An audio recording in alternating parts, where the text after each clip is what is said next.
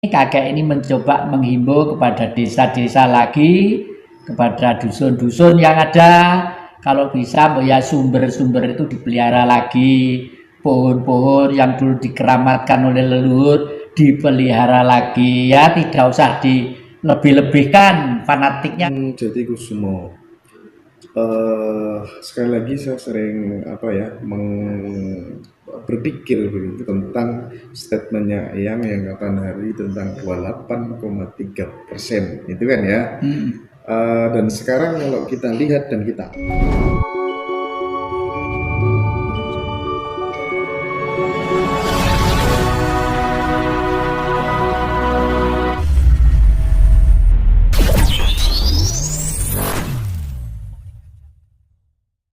paham kalau kebangsaan tidak dinomorduakan. Kebangsaan dinomorduakan baru kemanusiaan. Kenapa? Karena di dalam firman Tuhan dikatakan, hai manusia, engkau kuciptakan berlainan untuk saling kenal.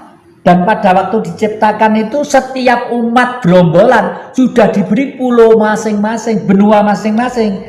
Benua Asia, Afrika, Eropa, daratan Cina, Australia. Itu semua sudah dikasih, ya toh, dikasih. Nah, dan kita harus menghargai kondisi itu karena itu kodrat alam sejak jutaan tahun yang lalu harus dipelihara dengan baik. Lah, terus pada waktu tahun 74 barulah Amerika mengatakan desai penguasa di sini karena Amerika punya pamrih, ya. Hei, orang Indonesia, jangan kebangsaan nomor 2, kemanusiaan. Bagaimanapun manusia ini harus diberi kebebasan. Diberi kebebasan sebebas-bebasnya. Kalau manusia tidak diberi kebebasan sebebas-bebasnya, otak itu akan tumpul. Itu teorinya Darwin, ya. Kalau teori kita karena trah keturunan yang Bodronoyo, yang Semar, motivasi filosofisnya satu, hamemayu hayu ing bawono. Artinya tugas manusia yang sempurna adalah perdamaian dunia. Nggak ada Amerika, nggak ada Cina, nggak ada Afrika, nggak ada Aborigin. Yang adalah umat manusia karena semua mempunyai kepentingan dan kebutuhan yang sama. Kalau bisa kerjasamalah yang guyup rukun, dan Bung Karno menggali kekuatan Asia, Afrika, Amerika Latin dalam rangka mempraktekkan itu. Makanya Tito ya mau cetung, lalu kerucok, lalu segala macam gayung bersambut. Bung Karno pemimpin dunia, mau datang kan karena memang Bung Karno sadar kekayaan natural resource Indonesia yang sangat luar biasa, yang kemudian itu menjadi nilai bergen begitu ya, yang sehingga pemimpin dunia juga klik akhirnya. Betul. Ini terkait dengan kondisi sekarang ini ya. Nah, yang salah ya manusia sendiri kok ya. Tapi andai kata sejak awal Indonesia sudah melaksanakan trisaktinya Bung Karno, tidak separah ini, ya tidak separah ini. Karena orang Indonesia itu semua mempunyai kultur seperti Jawa, baik itu Batak kayak Manado kayak di Irian sana, mempunyai kultur bahwa sangat membumi dan sangat yakin bahwa Sang Maha Kuasa itu memberi bumi Indonesia itu sudah bercorak ragam bentuk tumbuh-tumbuhan, tanaman yang satu sama lain saling menunjang, ya. Ono sing mendemi 1 meter di kiri kanannya, pasti ono sing nambani gitu loh ya. Dan itu sudah ini. Nah, oleh karena itu akhir-akhir ini kakek ini mencoba menghimbau kepada desa-desa lagi, kepada dusun-dusun yang ada, kalau bisa ya sumber-sumber itu dipelihara lagi, pohon-pohon yang dulu dikeramatkan oleh leluhur dipelihara lagi, ya tidak usah dilebih-lebihkan fanatiknya, tapi merawat dan paham itu kan lain. Akibatnya sekarang Kota Malang itu kota yang dibangun oleh Belanda. Akhir-akhir ini, dan terakhir, waduh, di mana-mana banjir, tidak karu-karuan. Ya karena cara mengelolanya sudah ada kesalahan, ada kekeliruan gitu loh. Karena Malang itu daerah tinggi dan dikelilingi sungai yang dalam loh. Kalau sampai air itu tidak bisa mengalir ke sana, yang disalahkan adalah masyarakat. Caranya buang sampah, sehingga gorong-gorong itu isinya padat sampah loh. Kok sampai masyarakat seperti itu? Apa tidak ada komunikasi? Apa tidak ada informasi yang terus-menerus mengingat Kota Malang itu semakin ramai, semakin ramai, semakin ramai dan semakin ramai gitu. Yang Jatikusumo, sekali lagi saya sering berpikir begitu tentang statementnya yang kapan hari tentang 28,3% itu kan ya, dari yang maksudkan bahwa seluruh manusia di dunia akan ada pengurangan besar-besaran, termasuk nanti barangkali bisa dieksplor tentang bukunya yang baru terbit, Jagat Merenovasi Diri. Nah itu monggo yang Jagat Merenovasi Diri, buku itu saya terbitkan ya, bahwa dunia itu nanti penduduknya akan disisakan 28,3%. Nah, dimulai dari tanggal 12 bulan ke-12. Kenapa kok saya memastikan, kok berani memastikan gitu ya? Karena saya oleh Sang Maha diberi otak untuk berpikir, nah, untuk berpikir. Di otak kita itu ada 11 miliar simpul saraf.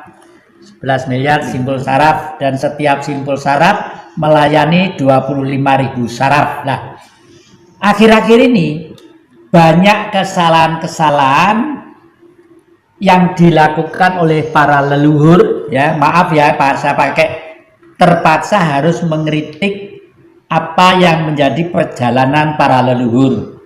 Ya termasuk buyut-buyut, canggah-canggah saya, kakek-kakek saya. Nah, karena kebenaran itu butuh kecerdasan. Sopo sing bener, pinter, mesti bener. Sopo sing bener, pinter, mesti bener. Bener itu jujur, ya. Kuncinya ada 5. Angen-angen bener, ini ajaran Buddha 500 tahun sebelum Masehi. Angen-angen bener, pikiran bener, tutur kata bener, pribadi bener, bergaul bener. Ya. Yang kedua, dari ini saya semakin lama semakin melihat perilaku manusia yang menggunakan buku-buku untuk ajaran ketuhanan dalam tanda petik, umumnya itu tidak dilaksanakan dengan kejujuran hati, sehingga perilakunya itu betul-betul manusia bertuhan. Umumnya hanya dihiruk-pikukkan gara-gara kepentingan beberapa macam subjektivitas individu, entah itu ben terkenal, entah itu ben muridnya saya akeh, entah itu untuk gini, umumnya pada itu ya. Karena saya hidup di Singosari itu memang sengaja. Saya itu di sana itu ada kurang lebih 119 pondok pesantren ya. Saya hidup di sana itu pengen nguping telinga saya itu, pengen belajar dari beliau-beliau supaya tahu loh, ternyata yang diajarkan tuh bener loh. Tapi kenapa kok semakin lama manusia semakin gini? Karena yaitu tidak melakukan apa yang diajarkan, tapi hanya menyebarkan yang diajarkan demi kepentingan yang bercorak ragam subjektivitas. Makanya terus saya membuat buku inilah. Di baliknya ini ada suatu gambar, ini gambar wayang, ini bumi, ini Bathara Kala. Leluhur kita termasuk salah ya. Karena apa? Kalau meruat, diadakan acara ruatan, Bathara Kala itu selalu mengejar-ngejar orang yang gono gini, ontang-anting kebanting, Pandhawa 5, Pendawi 5, dan lain sebagainya. Secara logika, loh wong susah kok malah dikejar-kejar. Terus saya bertanya kepada Sang Maha Kala sendiri, tidak seperti itu ya. Dibimbing saya oleh Yang Bodronoyo. Loh kok Bodronoyo Semar katanya kok ditanya loh. Kalau orang menganggap itu hanya nonton wayang sebagai hiburan ya seperti itu. Tapi yang Bodronoyo itu adalah leluhur kita. Setelah bumi ini tercipta, tumbuh-tumbuhan ada binatang, beliau itu sudah berbentuk plasenta ribuan tahun. Plasenta itu apa? Isinya janin.